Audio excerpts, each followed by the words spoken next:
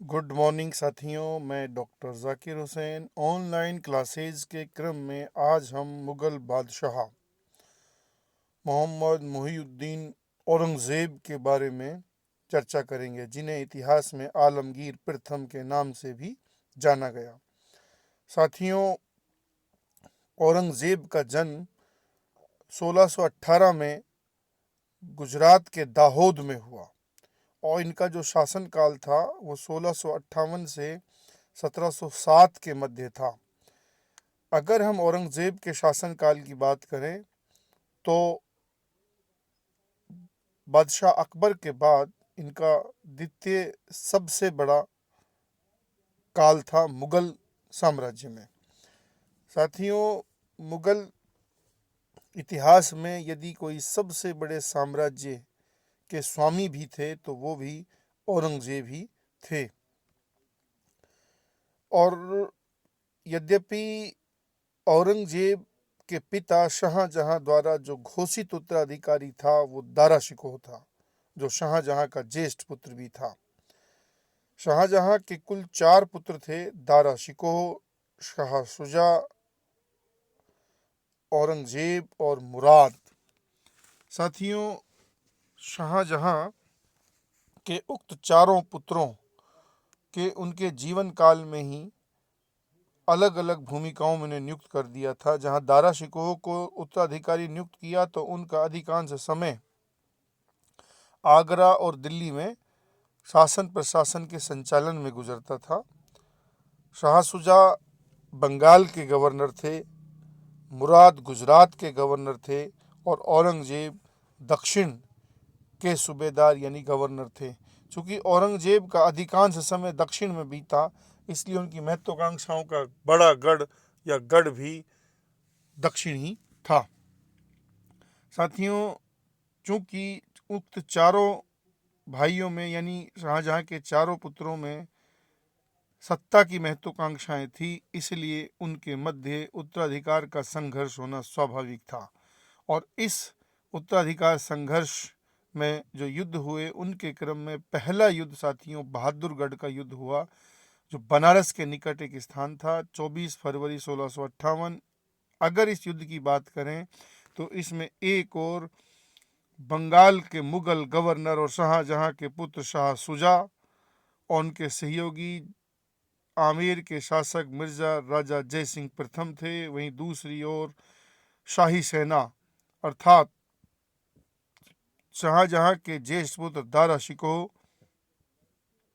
के पुत्र सुलेमान शिकोह के नेतृत्व में मुगल सेना थी। लेकिन इस युद्ध का परिणाम शाही सेना के पक्ष में ही रहा और शाह शुजा को वापस बंगाल की ओर धकेल दिया गया। साथियों, उत्तराधिकार संघर्ष के द्वितीय युद्ध के रूप में धर्मद का युद्ध बहुत ही प्रसिद्ध है, जो उज्जैन के निकट स्थित था। ये 15 अप्रैल 1658 में संपन्न हुआ। इसमें एक और जोधपुर के शासक जसवंत सिंह राठौड़ तथा कासिम खां मुगल सेना का नेतृत्व कर रहे थे, यानी शाही सेना का नेतृत्व कर रहे थे। दूसरी ओर औरंगजेब और मुराद दोनों भाई इस युद्ध में एक दूसरे के सहयोगी बन जाते हैं। और साथियों, इसीलिए यह युद्ध अति महत्वाकांक्षी तो दक्षिण से प्रस्थान कर रहा था उत्तर की ओर, वह अपने भाई जो गुजरात के गवर्नर थे यानी मुराद के साथ मिलकर शाही सेना यानी मुगल सेना को पराजित करते हैं। यानी ये युद्ध कुल मिलाकर औरंगजेब के पक्ष में रहा। साथियों, इस युद्ध में एक विशेष बात ये थी कि कोटा नरेश, कोटा के शासक राव मुकुंद सिंह हाड़ा शहीद होते हैं शाही सेना की ओर से लड़ते हुए। ये वही मुकुंद सिंह हैं जिनके ऊपर वो मुकुंदरा जो आपको पता है दर्रा अभ्यारण्य साथियों बहुत ही प्रसिद्ध है। कोटा झालावाड़ के बीच के क्षेत्र में जो कोटा में उनका अधिकांश क्षेत्र है। और साथियों, हम जानते हैं अबली मीणा या अबली मीणी का महल जो कि दर्रा अभ्यारण्य में ही है, वो इन्हीं की प्रेमिका थी। साथियों, उत्तराधिकार संघर्ष के क्रम में तृतीय युद्ध जो हुआ वो सामूगढ़ का युद्ध था। हम जानते हैं कि जब धर्मत के युद्ध में औरंगजेब और उनका भाई मुराद सफल हो गए तो वो आगरा की ओर बढ़ रहे थे, और आगरा में हम जानते हैं कि दारा शिकोह जो कि शाहजहां द्वारा उत्तराधिकारी घोषित थे, वो और उनका पिता शाहजहां भी वहीं पर विराजमान था। तो औरंगजेब सत्ता की भूख के लिए आगरा की ओर बढ़ रहे थे। तो सामूगढ़ का युद्ध जो कि आगरा के निकट ही 29 मई 1658 को हुआ, बहुत प्रसिद्ध है साथियों। इस युद्ध में एक और खुद स्वयं दारा शिकोह और वीर छत्रसाल प्रथम जो बुंदेलखंड के शासक थे नेतृत्व कर रहे थे, वहीं दूसरी ओर औरंगजेब और मुराद थे साथियों। और इस युद्ध का परिणाम यानी सामूगढ़ के युद्ध का परिणाम भी औरंगजेब उनके भाई मुराद के पक्ष में था। और एक विशेष बात यह थी कि सामूगढ़ के युद्ध में आमेर के शासक मिर्जा राजा जयसिंह प्रथम औरंगजेब के सहयोगी बन गए थे। और एक और नोट अगर इसमें हम देखें तो एक बहुत महत्वपूर्ण फैक्ट ये भी है साथियों कि इस युद्ध में वीर छत्रसाल प्रथम युद्ध मैदान में ही शहीद हो गए थे। 8 जून 1658 में औरंगजेब द्वारा आगरा पर अधिकार तथा पिता शाहजहां और भाई मुराद को भी बंदी करने का उल्लेख है। साथियों, औरंगजेब की महत्वाकांक्षा इतनी अधिक थी कि उनके लिए रक्त संबंध और संबंधों का कोई ज़्यादा महत्व नहीं था। उनको पता था कि इनका भाई मुराद एक दिन उनके उत्तराधिकार के लिए हिस्सेदार बनने का संघर्ष करेंगे, इसलिए उन्होंने पूर्व में ही उसको भी बंदी बना लिया और शाहजहां जो उनके पिता थे उनको भी बंदी बनाया। साथियों, हम जानते हैं कि अब औरंगजेब की महत्वाकांक्षा इतनी बढ़ गई क्योंकि वो आगरा में प्रवेश कर चुके हैं और उन्होंने अपने पिता तथा भाई मुराद को बंदी बना लिया। और बंदी बनाने के बाद अब उनका जो अगला पड़ाव था वो 2 लोगों से बदला लेना था। अभी एक तो शाह सुजा जो उनके भाई और बंगाल के गवर्नर थे, और दूसरा अभी दारा शिकोह को पकड़ नहीं पाया, यद्यपि उनकी सेना और उनके नेतृत्व को उन्होंने हरा दिया था। शाहजहां द्वारा अपना बंदी जीवन साथियों आगरा के लाल किले पर बने मुसम्मन बुर्ज, जिसे शाह बुर्ज भी कहते हैं, में ताजमहल को निहारते हुए बिलखते हुए गुजारा। और यहीं पर 1666 में उनकी मृत्यु भी होती है।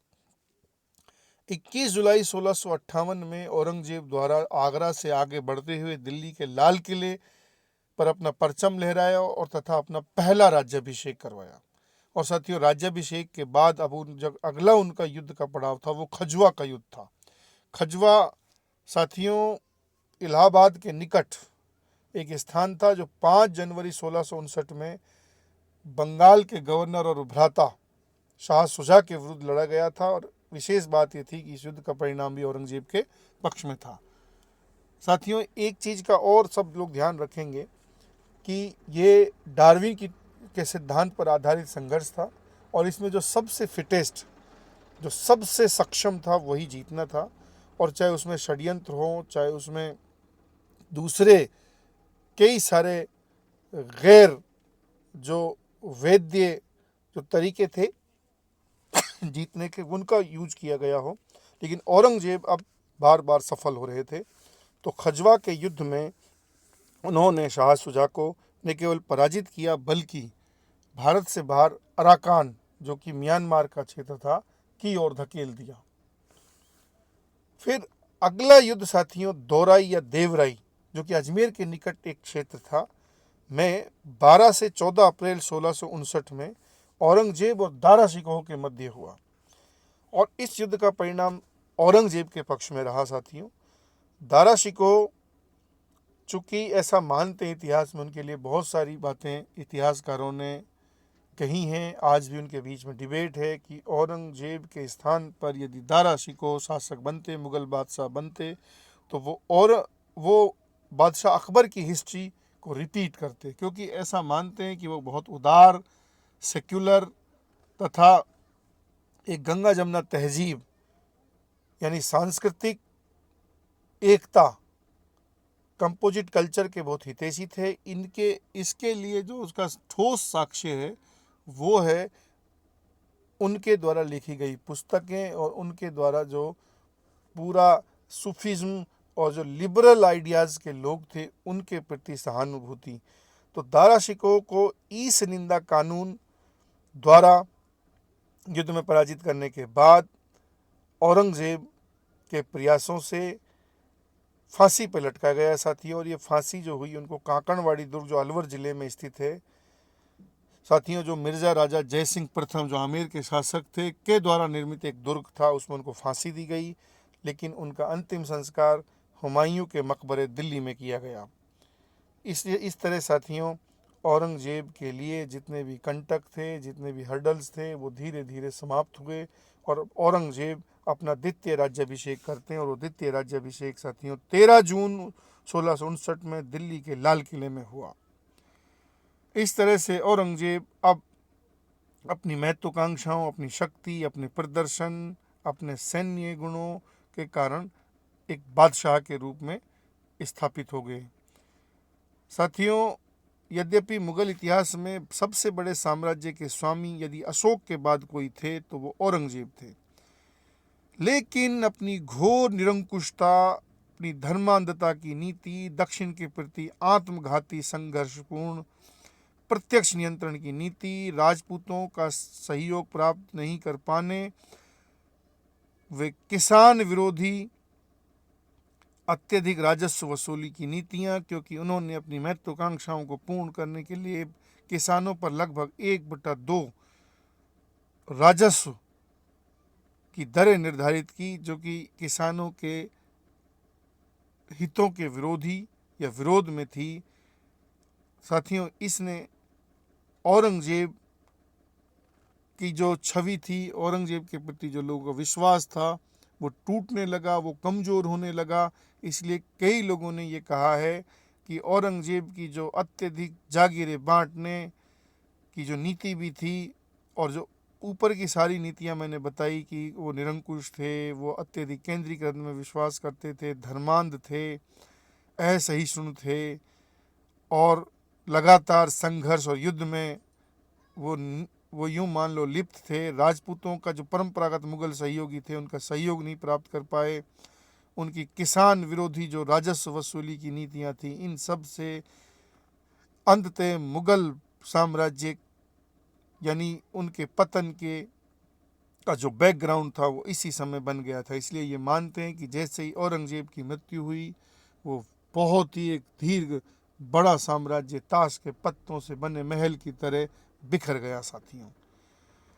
यद्यपि वो धर्मांध थे, लेकिन एक बहुत ही महत्वपूर्ण फैक्ट उनके बारे में मिलता है कि हिंदू मनसबदारों का अनुपात औरंगजेब के काल में बादशाह अकबर से भी अधिक था। जहां बादशाह अकबर के काल में हिंदू मनसबदार 16% थे, शाहजहां के काल में 24% थे, वहीं औरंगजेब के काल में 33% थे। इससे पता चलता है साथियों कि शासक का अपना कोई धर्म नहीं होता, उसकी अपनी निजी महत्वाकांक्षाएं होती हैं। उन्हें पूर्ण करने के लिए वो येन केन प्रकारेण वेद अवेद या बहरूपीय की तरह शासन करने का प्रयास करता है। यद्यपि वो धर्म में उनका सत्ता के लिए ही हमेशा प्रयोग करने की नीतियां या विश्वास रहता था। संभवतः राजनीतिक एवं आर्थिक उद्देश्यों से शासन के 21वें वर्ष में अर्थात 1679 यानी 79 में औरंगजेब द्वारा आम जन पर जजिया कर थोपने का भी उल्लेख है। और साथियों, ये जो उनकी नीति थी, इस नीति से जो भारत का जो सांस्कृतिक एकता या कंपोजिट कल्चर का जो परिवेश था वो बहुत डिस्टर्ब हुआ। और आम जन जो धर्म के आधार पर इस तरह के भेदभाव से एक दिन औरंगजेब के विरुद्ध बहुत सारे संघर्ष भी इस देश में उठने लगते हैं। साथियों, उनकी जो साधारण जो जीवन शैली थी उसके लिए कई लोगों ने उनको जिंदा पीर भी कहा। इतिहास में पूछा जाता है कि कौन जिंदा पीर था। अगर जिंदा पीर की बात करें तो इतिहास में जिंदा पीर मुगल बादशाह औरंगजेब को कहते हैं, क्योंकि वो मानते हैं कि वो टोपियां सिलकर, कुरान की प्रतिलिपियां बनाकर तैयार कर अपना खर्च चलाते थे, और शासन प्रशासन और जो राजकीय कोष था उसका वो उतना ही प्रयोग करते थे जितना कि उनके लिए नियत जो सैलरीज थी और उसके लिए जो निर्धारित वेतनमान था। भारत में जजिया कर को अंतिम रूप से अगर किसी ने समाप्त किया तो वो मुगल बादशाह फर्रुख शेर को यह श्रेय दिया जाता है 1715 ईस्वी में साथियों। यद्यपि एक बहुत अच्छी बात यह थी कि औरंगजेब ने भी अकबर की भांति सती प्रथा पर प्रतिबंध लगाया। किसान विरोधी नीतियों के कारण 1669 में ब्रज क्षेत्र में बड़े जाट जमींदार गोकुल जाट के नेतृत्व में किसानों का विद्रोह होता है। साथ ही 1672 में नारनौल एवं रेवाड़ी क्षेत्र के सतनामी जिन्हें मुंडिया भी कहते थे, क्योंकि मुंडिया इसलिए बोलते थे साथियों कि वो अपना सर मंडा कर रखते थे, उनका विद्रोह भी हुआ। इसी तरह साथियों भागू के नेतृत्व में औरंगजेब के विरुद्ध अफगानों का एक विद्रोह होता है साथियों, और वे विद्रोह भी साथियों ऐसा मानते हैं कि किसान विरोधी ही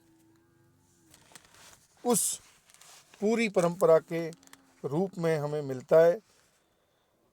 औरंगजेब का साथियों सिखों के साथ, जो कि पंजाब में बड़े स्तर पर अपना कीर्तिमान या यूं कहूँ मैं विकास कर रहे थे, उनके साथ भी उनके संघर्ष का उल्लेख मिलता है। नवे सिख गुरु तेग बहादुर की 1675 में दिल्ली के चांदनी चौक में फांसी इन्हीं के समय दी गई थी, जिनकी स्मृति में आज भी चांदनी चौक में गुरुद्वारा शीशगंज स्थित है। 1681 में यह माना जाता है साथियों कि उनका एक विद्रोही पुत्र था अकबर, और उन्होंने जब अपने पिता औरंगजेब के विरुद्ध विद्रोह कर दिया था तो उसका पीछा करते हुए वे दक्षिण की ओर जाते हैं और ऐसा मानते हैं कि वो राजपूताना होते हुए एक दिन दक्षिण में यानी मराठा शासक संभाजी की शरण में पहुंचते हैं। दक्षिण में राजकुमार के काल में ही हमने पढ़ा था कि वो सूबेदार जब रहे थे तो उनका लंबा समय को दक्षिण में गुजरा था, इसलिए उनकी महत्वाकांक्षाओं का गढ़ भी दक्षिण था। और ऐसा मानते हैं कि 1681 में जब अपने पुत्र का पीछा करते हुए 1682 में वो दक्षिण पहुंचे तो उन्होंने अपनी जिंदगी के शेष 25 वर्ष यहीं पर संघर्ष, युद्ध और दक्षिण को जीतते हुए गुजारते हैं, और एक दिन वो बदहाली के दौर तक पहुंच जाते हैं, क्योंकि अत्यधिक संघर्ष और युद्धों के कारण उनका राजकोष भी खाली होने लगा था और साथियों उनका स्वभाव बहुत ही शंकालु होने लगा था, क्योंकि अत्यधिक केंद्रीकरण के कारण वो दूसरों को अपने उस सारे कार्य में शामिल नहीं कर पाते थे। तो साथियों ऐसा मानते हैं कि वो इस तरह की नीतियां थी कि जैसे कोई कुंडली मार कर बैठा हुआ अजगर निगल रहा हो और एक दिन अपने ही वजन से, अपने ही भार से वो फट जाए यानी समाप्त हो जाए। और इस सतत संघर्ष की नीति के द्वारा अर्थव्यवस्था में भी गिरावट आई और एक दिन साथियों कुल मिलाकर उनकी मृत्यु के साथ ही मुगल साम्राज्य का शक्तिशाली बादशाहों का युग समाप्त हो जाता है। उनकी मृत्यु भी दक्षिण में हुई थी और ऐसा मानते हैं जैसे कभी नेपोलियन के लिए स्पेन नासूर साबित हुआ था, वैसे ही दक्षिण औरंगजेब के लिए भी नासूर साबित हुआ था। वो अपने बूढ़े शरीर को यहाँ से वहाँ भागते हुए, झगड़ते हुए, संघर्ष करते हुए गुजारते हैं। हालांकि साथियों 1686 में वो बीजापुर को जीतते हैं और 1687 में वो गोलकुंडा को जीतते हैं, और ये मुगलों की अंतिम सबसे बड़ी विजय थी और इसी के साथ उन्होंने दक्षिण पर प्रत्यक्ष नियंत्रण स्थापित करने में सफलता यद्यपि प्राप्त की थी, लेकिन इतने बड़े साम्राज्य को अब इतनी आसानी से ढाल पाना, मेंटेन कर पाना इतना आसान नहीं था। स्थापत्य के क्षेत्र में भी साथियों इस समय चूंकि हम समझ सकते हैं कि सारे क्षेत्रों में गिरावट थी, इसलिए स्थापत्य के क्षेत्र में भी इस समय हमें गिरावट मिलती है। वह वीणा बजाने में साथियों बड़ा सिद्धस्त माना जाता है, लेकिन धर्मांध होने के कारण संगीत और चित्रकला पर इस समय प्रतिबंध का उल्लेख मिलता है। और एक बड़ा ही शानदार उल्लेख खाफी खां हमें बताते हैं कि जब उन्होंने संगीत पर प्रतिबंध लगा दिया तो इसके प्रतीकात्मक विरोध स्वरूप अपने साजो सामान के साथ संगीतकार उनके राजमहल के समक्ष से गुजर रहे थे बिलखते हुए। ऐसा मानते हैं कि जब ये पता उन्हें चला तो उन्होंने पूछा कि एक बार देखिए ये कौन लोग जा रहे हैं, क्यों जा रहे हैं। कि सर, जब उनको बताया कि सर आपने जो उनके ऊपर बैन लगाया है वो अपने तान तंबूरे और साजो सामान के साथ उन सबको दफनाने जा रहे हैं रास्ते में, तो उनका हमें एक स्टेटमेंट मिलता है साथियों कि उन्होंने उनसे कहा अपने उस दूत से कि इनसे बोलिए कि ये अपने तान तंबूरे साजो सामान को इतना गहरा दफनाएं कि भविष्य में वो आवाज़ कभी बाहर नहीं निकल पाए। तो साथियों, एक बात हमें ये भी पता चलती है कि उसकी इन नीतियों के कारण फिर जो मुगल कालीन बड़ी परंपरा थी संगीत और चित्रकला की, वो उसका पतन होता है। और जो बड़े कलाकार थे, चूंकि हम जानते हैं कि कलाओं का संरक्षण जरूरी था, अब उनको चूंकि मुगल जो जो दरबार था उसमें संरक्षण नहीं था, अब वो रीजनल सेंटर्स पर चले जाते हैं। और यही कारण था कि अब रीजनल संगीत घरानों तथा रीजनल चित्रकला की शैलियों की शुरुआत होती है, जिसमें मधुबनी, जिनमें राजपूत पेंटिंग, जिनमें साथियों और कांगड़ा शैली, इन सब का उदय हुआ। साथियों, औरंगजेब द्वारा स्थापित जो नौसैनिक बेड़ा था उसका नाम गंज सवाई था। ये बहुत बड़ी बात थी हालांकि, क्योंकि इससे पहले हमें मुगलों में यहाँ कोई नौसैनिक बेड़ा नहीं मिलता। अगर साथियों स्थापत्य की बात की जाए तो हमें पता है कि उनका पूरा एक संघर्ष और डिस्टर्ब का फेज था, अर्थव्यवस्था उनकी कमजोर हो चुकी थी, इसलिए कोई बड़े निर्माण तो नहीं हुए। लेकिन जो महत्वपूर्ण निर्माण थे उनमें लाहौर की बादशाही मस्जिद, जो आज भी है साथियों, औरंगजेब द्वारा अपनी पत्नी राबिया दौरानी की स्मृति में दक्षिण में औरंगाबाद शहर जो उसने स्वयं बसाया था में बीबी का मकबरा, जिसे दक्षिण का ताजमहल भी बोलते हैं, की स्थापना की गई। इसका निर्माण साथियों लाल बलुआ पत्थर से हुआ अताउल्ला खां के निर्देशन में। चूंकि औरंगजेब के काल में यह निर्मित हुआ था, इसलिए उनके पिता द्वारा जो निर्मित ताजमहल था उसके सापेक्ष स्थापत्य, सौंदर्य, साज सज्जा में उतनी उत्कृष्टता नहीं थी। इसीलिए साथियों इसे ताजमहल की एक बड़ी ही आम सी एक नकल बोलते हैं। और कई लोगों ने इस पे लिखा है कि भावनाओं से कहीं अधिक अर्थव्यवस्था, यानी जो आर्थिक रूप से संपन्नता है वो होती है, क्योंकि भावनाएं यद्यपि इस ताजमहल में भी थी, लेकिन यहाँ धन नहीं होने के कारण, अर्थव्यवस्था कमजोर होने के कारण वो सौंदर्य हमें नहीं मिलता, जिसके अट्रैक्शन में लोग खिंचे चले जाते हैं आगरा। और शायद उतनी संख्या में पर्यटक हमें इस दक्षिण के ताजमहल में नहीं मिलते। साथियों, पंजाब यानी आज के हरियाणा के पंचकुला में पिंजौर गार्डन की स्थापना या उसका निर्माण भी औरंगजेब के काल में हुआ। औरंगजेब का जो मकबरा हमें मिलता है साथियों, वो औरंगाबाद के निकट ही खुलदाबाद में मिलता है। और चिश्ती शाखा के महान सूफी संत शेख बुरहानुद्दीन गरीब की मजार साथियों इसी के निकट थी। इस तरह के सवाल भी हमसे पूछे जाते हैं। तो कुल मिला के औरंगजेब का काल बड़ा ही एक विवादास्पद काल मिलता है। कई इतिहासकारों का ये मानना था कि उन्होंने उनकी नीतियों से जो बहुसंख्यक हिंदू वर्ग था उनकी आत्मा, उनकी भावनाओं को चोट पहुंचाई, उनको दुख प्राप्त हुआ। वहीं कुछ इतिहासकार हमें ये भी बोलते हैं, ये भी बताते हैं कि उनके काल में हमें कुछ मंदिरों को भी अनुदान देने का उल्लेख है। यद्यपि साथियों इतिहास में बहुत सारे जो घटनाएं जो बीत जाती हैं उनके चूँकि बहुत लंबा समय हो जाता है, हमें उस तरह के डॉक्यूमेंट्स, उस तरह के फैक्ट कई बार उतनी पर्याप्त मात्रा में नहीं मिलते। ये लेकिन एक बात निश्चित है कि औरंगजेब के द्वारा जो जैसे जजिया लगाना, मंदिरों के प्रति जो उनकी असहिष्णुता की नीति थी, और धार्मिक रूप से जो उनका एक कट्टरतापूर्ण जो स्वभाव था, यानी पेंटिंग, संगीत, इनके प्रति, तो निश्चित रूप से उसने भारत की कंपोजिट कल्चर, भारत की गंगा जमुना संस्कृति को नुकसान किया, चोट पहुंचाई, और मुगल साम्राज्य के पतन के लिए भी एक दिन ये एक बड़ा कारण साबित हुआ। थैंक यू साथियों। अब हम अगली क्लास में फिर एक नए टॉपिक के साथ मिलेंगे। आपको इससे संबंधित सामग्री जहाँ भी प्राप्त हो, अच्छे से आप उसे स्टडी करेंगे, और फिर अगली क्लास में मिलते हैं साथियों। जय हिंद।